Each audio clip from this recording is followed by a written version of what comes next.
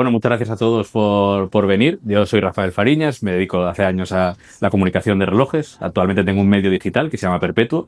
Y la labor de hoy es contaros en profundidad el nuevo Chronomat y sobre todo por qué es un modelo tan importante históricamente, porque es una de las familias más importantes de Breitling. No es de las más longevas, pero es de las más importantes. Así que nada, espero que lo disfrutéis. Charla distendida, en cualquier momento me podéis parar, preguntar, todo lo que queráis.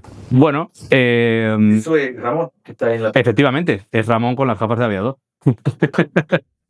Bueno, esta es la Frecce Tricolori, que es como la patrulla águila italiana, porque este reloj que veis aquí es el origen del Chronomat. No es un Chronomat per se, sino es un reloj militar que se diseñó específicamente para este equipo de aviadores y que ya nació con una serie de características muy diferentes. En aquella época, esto estamos en los 80, 82, 83, el reloj oficialmente se lanzó en el 83 esta versión. Los relojes se hacían como herramienta, o sea, no era una cuestión de, o no era tanto una cuestión de estilo o de lujo, sino era una pura herramienta.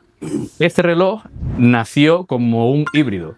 Al final, los italianos siempre han sido muy estilosos, potencialmente más que nosotros, y este grupo de pilotos pidió un reloj que fuese versátil. La palabra versátil es, para mí, la clave del Chronomat, porque es uno de los primeros relojes que nació con la versatilidad en mente. Hay una serie de características que ahora comentaremos en cuanto a las especificaciones del reloj y el diseño y demás, pero en resumen es un reloj que nació para poder ser usado como herramienta, pero luego para también poder verse bien una vez que se bajaban de los aviones y tenían su vida civil, digamos. Aunque sea bonito, versátil, usable, etcétera, tiene características prácticas porque no se puede llevar un reloj en la cabina de pilotos sin que sea práctico.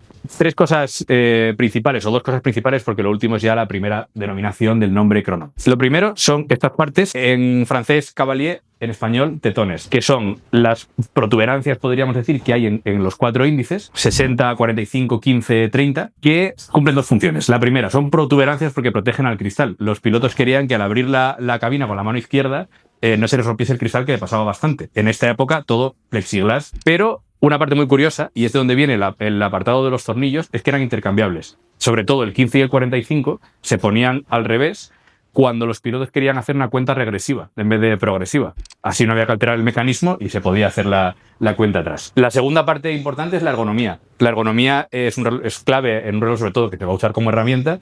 Y además veréis que también con el paso del tiempo se ha ido mejorando. De hecho, del modelo anterior a este hay un gran salto en ergonomía. De los que lo hayáis probado lo podréis ver. Y si no, están aquí evidentemente todos los relojes para probarlos de la nueva colección. En el 83 empezó el concepto reloj militar con la Frecce Tricolore. En el 84 se acuña el nombre Chronomat. Vamos a aprovechar para hablar de dos figuras muy importantes que fueron las que dieron lugar al Chronomat. Por una parte está Ernst Schneider. La familia Schneider fueron dueños de Breitling durante muchos años, tuvieron un impacto enorme en el desarrollo de la marca, y uno de los primeros trabajos de Ernst fue el propio Chronomat. Este reloj, tanto este pre-Chronomat que podríamos decir, como ya los Chronomat originales o piezas de museo que tenemos aquí, ellos sabían que necesitaban a alguien de dentro de la industria que no tuviera el sesgo de la marca, de los diseños anteriores, y trajeron a una figura clave que es Gino. Gino era un distribuidor italiano, fue dueño de Girard Perregaux en una época, Grupo Showin, hijo de un distribuidor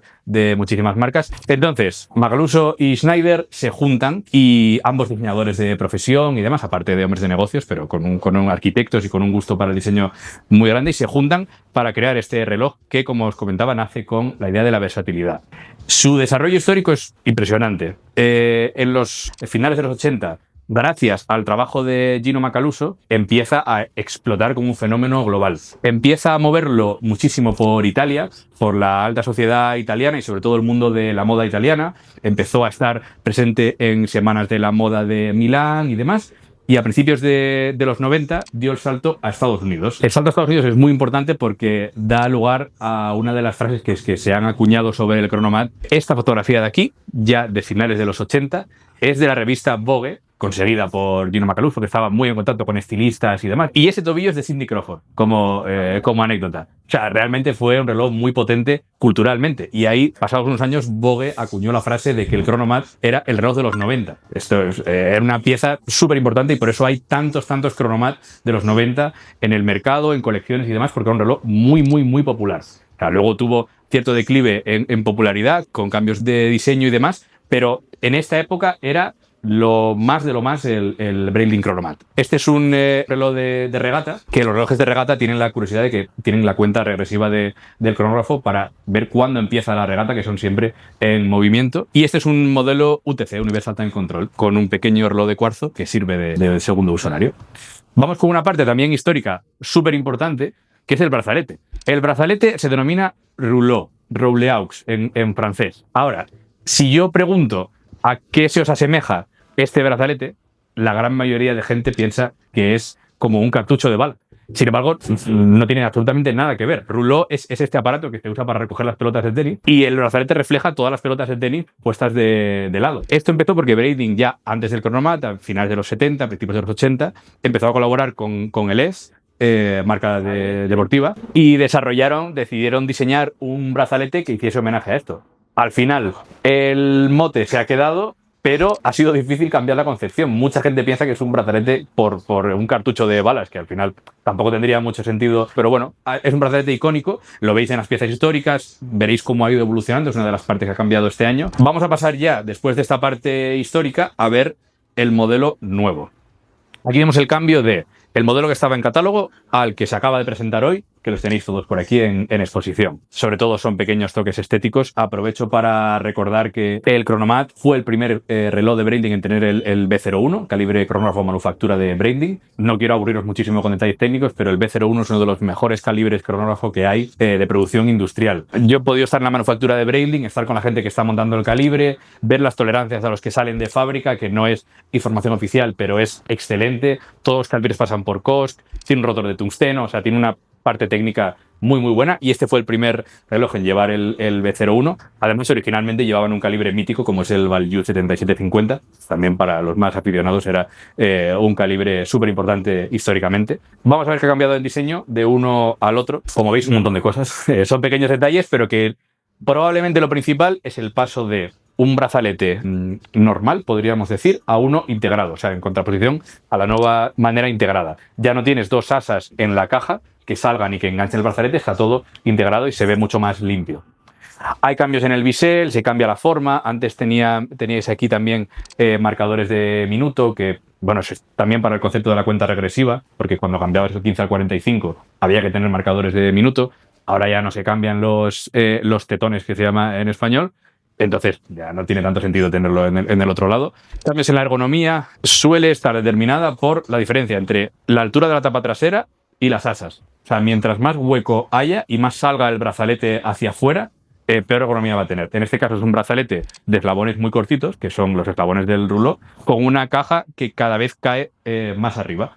Es mejor añadir, y esto también es otra curiosidad, al diseñar un reloj, añadir por la parte de abajo que por la parte de arriba, porque la parte de abajo la piel acaba cediendo un poco, entonces si tienes que añadirle unos milímetros es mejor hacerlo abajo porque acaba no notándose y no afecta la ergonomía. Mejora del taquímetro, que antes tenía escala 1:100 y ahora es 1:60. En general es un reloj mucho más limpio, ya no tienes la trotadora del cronógrafo, la aguja de los segundos del crono ya no es entera roja, solo la punta. Contrapesos de las agujas son más estilizados, más finos. Evidentemente el brazalete de este reloj es una de las partes más importantes porque es el diseño icónico. Han llevado mucho esfuerzo en poder mantenerlo. Estuve en Ginebra en la presentación previa a la de prensa con este modelo, con los diseñadores que estuvieron trabajando hoy en día en el modelo, que también viene de un diseñador súper importante que ya no está en la marca, que es Sylvain Berneron, que era jefe de producto en Breitling también cuando estabais desarrollando esto, para los más cafeteros, digamos. El brazalete nuevo respeta mucho los códigos del anterior, es menos brillante, tiene un acabado mucho más mate, o sea, cepillado, que a mi parecer es mucho mejor.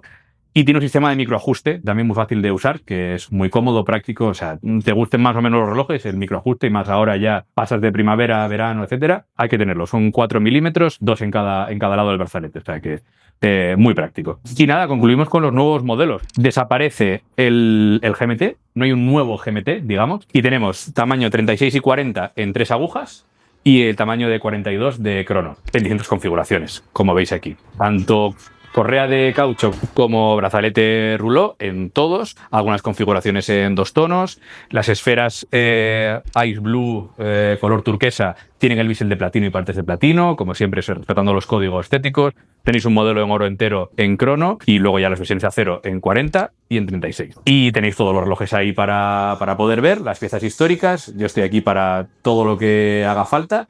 Y nada, esto ha sido todo sobre el nuevo Chronomat.